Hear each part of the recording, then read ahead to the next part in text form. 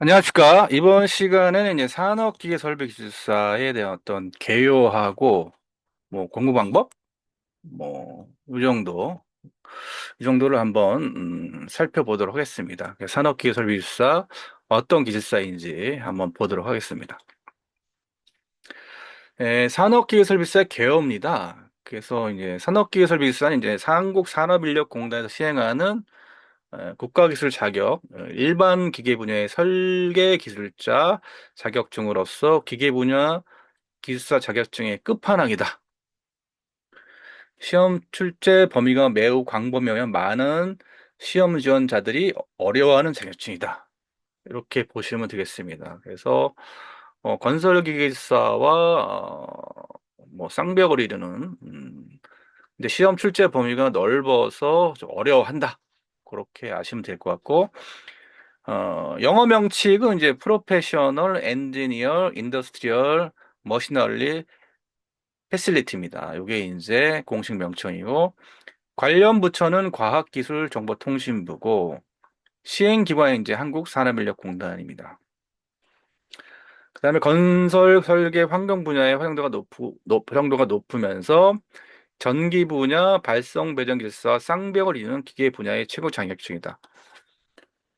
기계 분야의 최고 자격증은 맞는 것 같은데, 뭐, 발성 배전 기술사하고 쌍병을 이룬다는 것은 좀 아닌 것 같습니다. 이거는 뭐, 이제, 인터넷성에 있는 걸 따왔기 때문에. 하여튼, 이렇게 돼 있고, 시험 과목은 이제 관련 학과는 대학의 산업기계공학이나 기계공학, 뭐, 기계설계공학 등 관련 학과가 있습니다. 이공계 쪽. 시험 과목은 광범위하죠. 이거는 이제 산업인력공단에 이제 있는 거를 이제 복사한 건데, 금속제조, 산업기계, 섬유제조, 제지기계, 광산기계, 농작업 및 농산기계, 운반하역기계, 전기기계, 화공기계, 인쇄기계, 유체기계 및 기타 산업용 기계에 관한 사항인데, 실제 여기 있는 문제가 다 나오냐? 그렇지 않습니다. 안 나오는 게 이제 뭐 섬유제조, 제지기계, 광산기계, 농작업 및 농산기계, 운반하역기계, 전기기, 화공기계, 인쇄기계는 나오지 않습니다.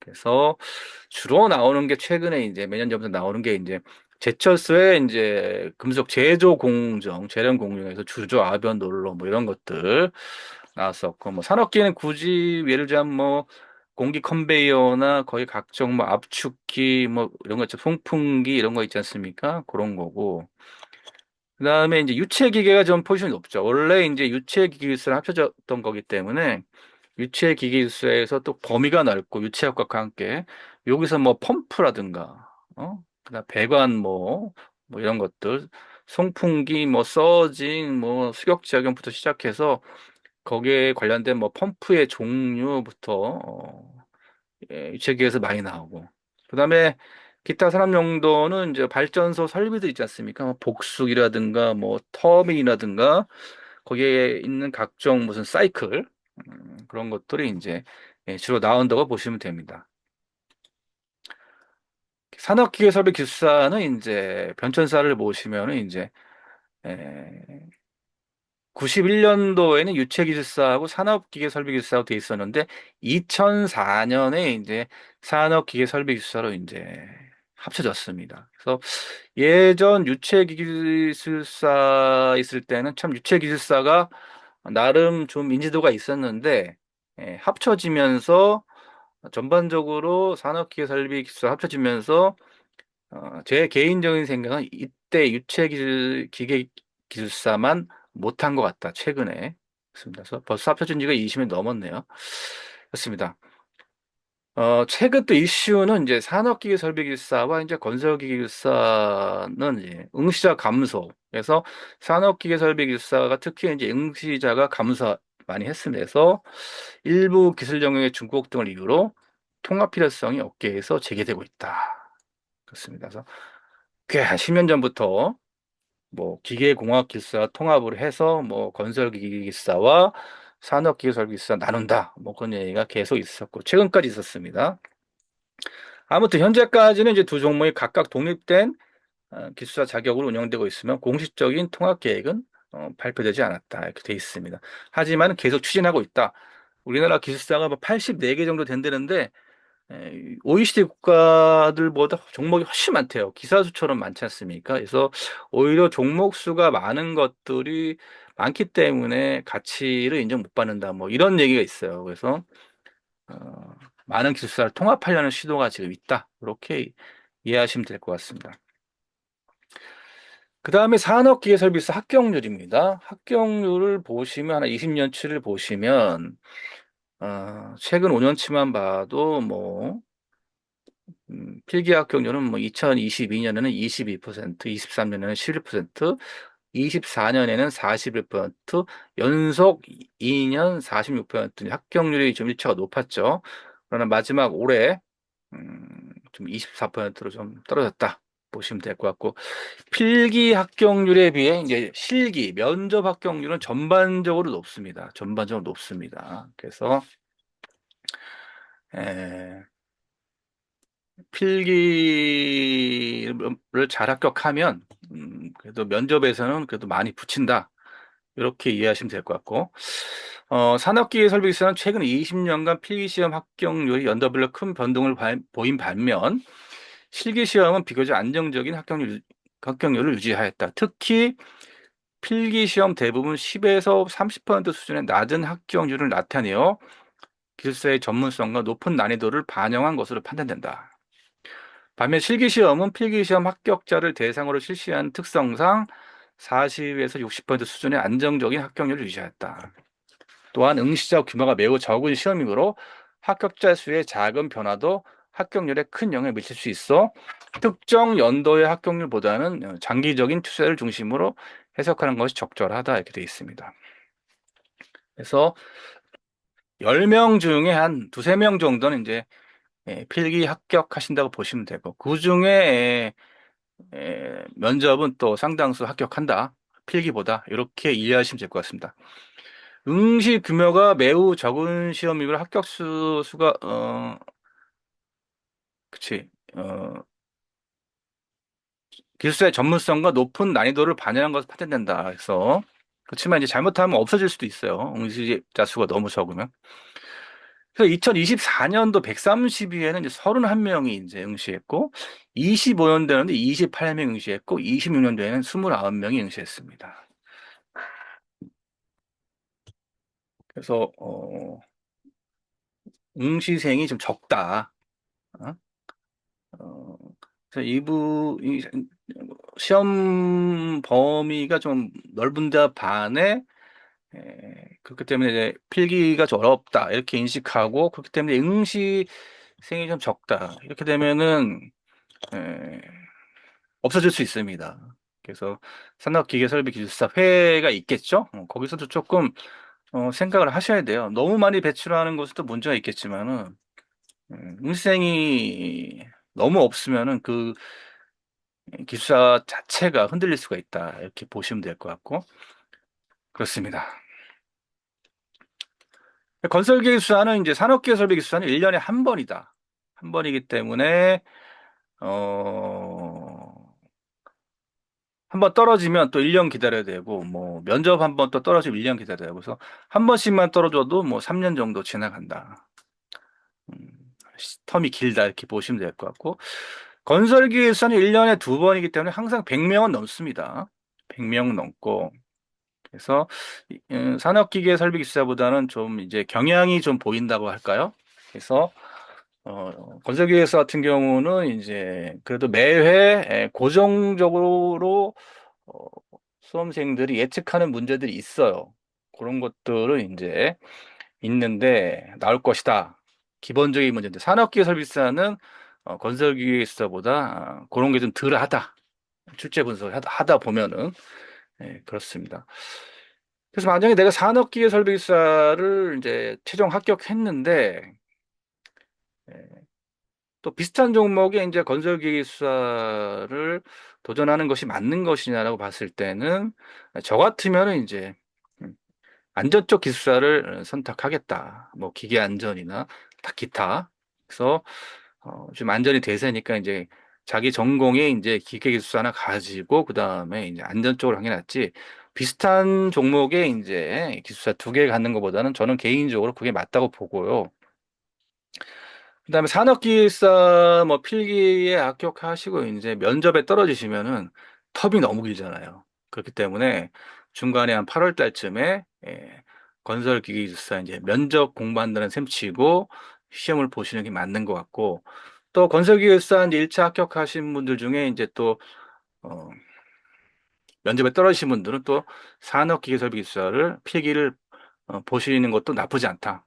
그래서 올해도 이제 동시에 예, 면접을 두 번을 봐가지고 합격하신 분들이 계십니다. 그래서 그렇게 이제 투트랩으로 가는 게 낫다라고 생각이 들게 됩니다.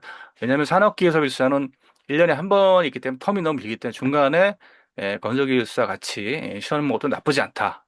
이렇게 말씀을 드리고 싶습니다. 산업기계설비기술사 전망입니다. 산업기계설비기술사는 산업 플랜트와 제조업의 기계설비 분야에서 가장 활용도가 높은 기술사이다. 특히 설비 유지 관리, 플랜트 설계, 생산 설비 운영 및 기술 자문 분야의 전문성을 인정받으며 실무 능력과 결합될 경우 기술 책임자, 설비 관리자, 프로젝트 관리자, 기술 자문 등의 역할 수행에 유리하다. 반면 자격증만으로 취업이나 법적 선임이 보장되는 자격은 아니므로 실무 경력과 함께 활용될 때 가장 높은 가치를 발휘하는 기술사로 평가된다. 그렇죠. 모든 기술사가 자기와 경력이 매칭되는 이제 기술사를 공부하셔야 됩니다. 그래야 이제 완벽한 기술사가 되는 건데, 특히 이제 산업기술기술사는 더 그렇다. 그렇습니다. 내가 기계 분야인데 뭐 전기 쪽에 기술사 따가지고 실무도 모르는데 어디 가서 뭐 어, 따기도 쉽지 않겠지만은 죽은 기술사가 됩니다. 그래서 어, 뭐 돈 되는 기술사, 도장 들어간 기술사 이런 거 좋지만 자기 실무 경력이 없는 경우 따기도 어려울 뿐더러 딴다고 해도 쉽지가 않다. 이렇게 말씀을 드리겠습니다. 그 산업기계설비기술사는 이제 아시다시피 기계설비 유지관리자 기계설비법에 의해서 이제 특급 특급으로 선임이 될 수 있습니다. 그래서 건축기계 설비, 기계, 건설기계, 공조, 냉동기계, 산업기계 설비, 뭐 용접기술사는 이제 기계설비법에 의해 특급으로 이제 지정될 수 있다.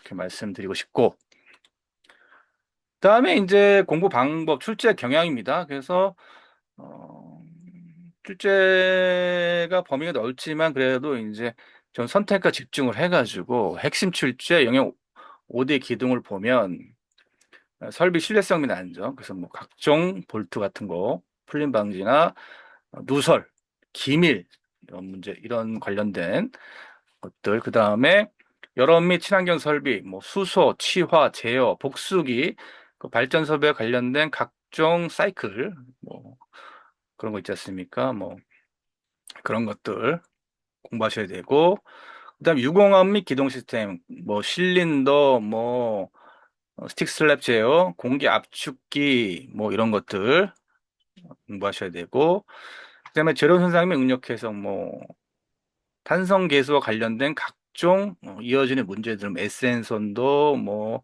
그런 각종 피로 한도, 뭐 이런 것들, 피로 이런 것들 공부하셔야 되고, 정밀 가공 및 구조 제형, 단조 성형, 뭐 이런 것들, 다이캐스팅 고압 및 저압 공조에서 최근에 이제 그 제철소에 관련된 공정 문제들이 출제되고 있다 보시면 될 것 같고, 그다음에 트렌드 심층 분석입니다. 공학 이론과 실무의 융합. 그래서 이제 공부를 하실 때, 이거를 뭐 학문이라고 생각하지 마시고, 어, 어, 좀 접근을 내가 이제 직장 생활 하면서, 내 경력과 관련된 업무를 하면서 뭔가 몰랐던 것을 새롭게 업그레이드 한다. 이런 개념으로 가져가시는 게 좋습니다. 이걸 언제 정리해서 언제 외우냐 이렇게 생각하면 지겨워서 못해요. 그렇죠. 그래서 인풋은 정형에 대한 기초 이론. 그래서 산업기계설비기술사에도 이제 나오는 기본적인 기초 이론들, 뭐 대기압, 절대압력, 게이지 압력, 뭐 이런 것들 한번 공부하셔야 되고, 그다음에 프로세스, 실무적 융합. 그래서 트러블 슈팅, 각종 문제가 생겼을 때 어떤 문제가 생기고 방지책은 뭐고 이런 것들. 체크 밸브 디스크 채터링, 방지 대책, 펌프 공동 현상 뭐 이런 것들 그다음에 아웃풋입니다. 시스템 신뢰성 및 엔진의 완성, 기계 구조물의 내구현황, 연장 및 정밀 파괴, 역학적 신뢰성 평가, 공장 자동화 시스템, 정밀 구동 제어 및 발전소 열효율 보존. 이런 식으로 하셔야 되고, 하루에 한 문제 정도 이렇게 정리하셔야 됩니다. 평일날, 그러니까 주말엔 좀 더 많이 하셔야 되고, 그 다음에 이제 합격자 기반 이제 3단계 필기수험 방법론입니다. 합격하시는 분들은 이제 어떤 식으로 공부를 하냐 보시면 1단계는 기초 이해는 메커니즘 뼈대 구축. 그래서 여기 보면 뭐 주요 전공서적 정독을 통한 역학적 메커니즘 이해인데 요거는 이제 기술사 된 다음에 하시는 게 더 훨씬 좋습니다. 그래서 지금 기술사를 뭐 주요 전공 서적이 뭐 과목이 12개인데 정독하는 것은 불가능합니다. 그렇죠? 그래서 어, 한 10년치 기출 문제를 이제 PDF로 다 다운 받으셔서 이제 병합을 하세요. 병합을 하시고 그래서 내가 만약에 펌프에서 어떤 문제가 많이 나오는지 보시면 거기 이제 펌프 문제가 뭐 쫙 나올 거 아닙니까? 그럼 다 정리할 수는 없어도 그 펌프의 종류가 뭔지, 예? 펌프에 관련된 뭐 캐비테이션, 그 다음에 각종 이상 현상들, 이런 기본이 되는 문제들을 뼈대로 삼아서 정리하고 단순히 무슨 뭐 캐비테이션은 어쩌고 저쩌고 이런 것보다 그게 왜 발생하는지 어떤 원리로 펌프에서 이제 캐비테이션이 발생하고 뭐 수격제경이나 뭐 이런 것들도 왜 발생하는지 좀 이해를 하시면서 어, 처음에는 이제 뼈대를 구축해야 됩니다. 그 다음에 2단계는 이제 심화학습 및 도식화입니다. 그래서 서브노트를 만들어야 되는데 서브노트 만들 때 7장 22줄짜리 이제 편지지 같은 거 7장 주지 않습니까? 14매입니다. 거기서 내가 어떻게 답안지를 구성할지 그래서 너무 많이 논문처럼 막 정리하면 그게 이제 암기가 안 되잖아요, 자기가. 내가 서브노트 정리하는 것은 내가 암기해야 된다고 생각하시고 서브노트를 만들 때는 여러분의 답안지를 채점하는 사람이 채점하기 좋게 만들어야 돼요. 5가지 쓰라고 했는데 그걸 전면에 나와야 되는데 뒤에 막 끝자락에 막 숨겨져 있다? 그거 별로 올바르지 않습니다. 그래서 어, 내가 암기하기 쉽게 정리하고 또 답안지 양에 맞게 정리하고 그 다음에 문제가 요구하는 핵심 사항이 잘 들어가 있어야 된다. 그렇습니다. 한 서술형은 25점짜리 서술형은 뭐 디자인 자체를 이제 서론, 본론, 결론으로 하시면 좋을 것 같아요. 서론과 본론에 너무 스트레스 받지 마시고 그거는 간단히 적으시고 디자인 자체를 그렇게 하시는 얘기고. 그다음에 마지막으로 이제 마무리는 튜닝입니다. 그래서 서브노트를 만드셨으면은 딴 거 보지 마시고 서브노트만 집중적으로 써보시고 이해하고 암기하셔야 됩니다. 그래서 합격하신 분들은 서브노트 자기가 만든 거 한 10번씩 필사하십니다. 엄청나게 많이 써줘야 돼요. 요즘 뭐 AI 시대에서 뭐 AI든 손으로 쓰던 타자로 쓰던 뭐 어쨌든 간에 단행본이 나와야 된다. 빨리 찾아보고 공부할 수 있는 단행본이 나와야 된다. 그래야 이제 계속해서 이제 반복해서 공부를 할 수 있다. 이렇게 이해하시면 될 것 같습니다. 그래서 마무리 말씀을 드리면 아까도 설명드렸듯이 이제 내가 나 자신을 한 단계 업그레이드 한다. 산업기기 설비 분야에 계시는 분들은 뭐 발전소나 수설시설이나 각종 또 제철소나 그때 근무하신 분들은 내가 내 한 단계를 업그레이드하고 내 실무 경험을 좀 더 업그레이드 한다. 이런 개념으로 이제 기술사에 도전했으면 좋겠습니다. 그래서 쉽지는 않지만 뭐 직장 생활 하면서 월급 무탈하게 나올 때 공부하셔야 됩니다. 회사가 흔들리고 그러면은 공부를 못 해요. 강의를 한 20년 하다 보니까 뭐 회사 뭐 구조조정 정리됐다고 해서 오신 분들이 있는데 그분들 언제 공부합니까? 새로운 직장 알아봐야지. 그 회사가 막 흔들리면은 불안불안해가지고 공부가 안 돼요. 그래서 그런 어떤 위기에 대비해서 여러분들이 직장 다니면서 뭐 투잡을 할 것도 아니잖아요. 할 것도 없고. 그럴 때 예, 꾸준하게 너무 스트레스 마시고 꾸준하게 하루에 한 문제씩 주말에 좀 더 서너 문제 더 정리하고 또 결혼하셨으면 와이프하고 잘 상의하고 이렇게 해가지고 어, 좀 절박한 마음을 가지고 공부를 하셔야겠다라는 말씀을 드립니다. 그래서 궁금한 사항은 카톡 아이디 이제 유튜브 댓글에 남겨주시면은 제가 또 상담해 드리겠습니다. 자, 아무튼 고생하셨습니다.